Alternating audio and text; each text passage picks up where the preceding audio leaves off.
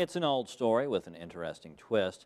An actor has to choose between playing the role of a lifetime and being true to himself, or taking a role in a television series that's not as meaningful but could lead to big bucks. It's called I Hate Hamlet, and it's coming to a theater near you very soon.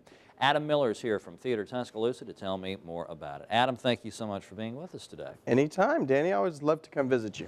Well, good, good, good. 'Cause I like talking theater with you. This is a funny show. It is very funny. Basically, this actor has come to the end of one very successful series. They don't say this outright, but it's kind of along the lines of Baywatch. I mean, in terms of the caliber of program that has ended. And throughout his career, he has had the ambition of going back and playing some serious roles, like a Shakespearean role. And so he gets himself into doing Shakespeare in the Park, playing Hamlet, one of the most challenging roles in Shakespeare. Right. And so sight unseen, he rents an apartment in New York City, and when he arrives, it's this amazing Gothic New York apartment with all these, amazing archways. Our set, by the way, is going to be incredible, and I don't have pictures for y'all yet because it's still under construction, but you're not going to believe this. Designed by Brad Caleb Lee, who's a graduate student in UA's design program right now, and then, of course, one of our alums as well. But anyway, it turns out to be John Barrymore's old apartment, who, in case you at home aren't familiar with John Barrymore, very, very famous for playing Hamlet, one of the best Hamlets in history that we remember in living history. So his ghost comes back and teaches, Andrew is the name of the actor, teaches Andrew how to fence, how to pronounce the speech trippingly from the tongue and so forth, as Hamlet instructs the actors in Hamlet.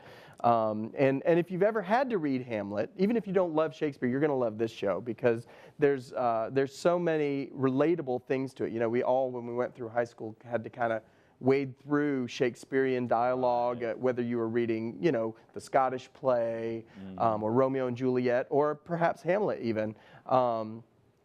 It's a little challenging when you've never seen it live. But when you see Shakespeare live, it transforms on stage and it becomes this amazing living thing that you can really relate to and understand. And that's what John Barrymore is really trying to teach Andrew along the way. Of course, he's also got this kind of wacky girlfriend that sees herself as Ophelia, and she goes in and out of the scenes wearing these flowers on her head and all this kind of crazy stuff.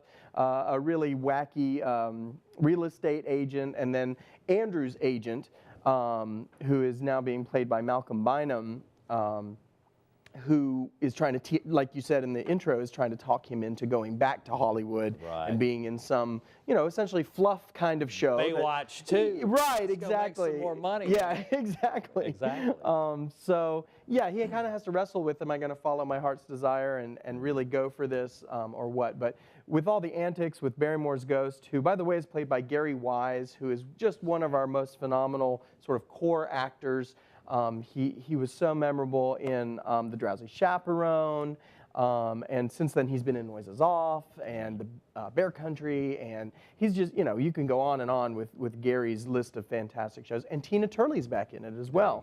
She plays this older lady who was in love with Barrymore back when he was alive, and so there's sort of this weird romance that goes on between a ghost and an old lady, and it's kind of funny. But she's German too, so Tina's having to learn this German accent, and this is her second turn on stage, by the way. Remember, she did Dixie Swim Club back when I was directing in the fall. It's kind of unusual that she would have the chance to get on stage twice in the same season, but she actually is getting to this season, so it's very exciting.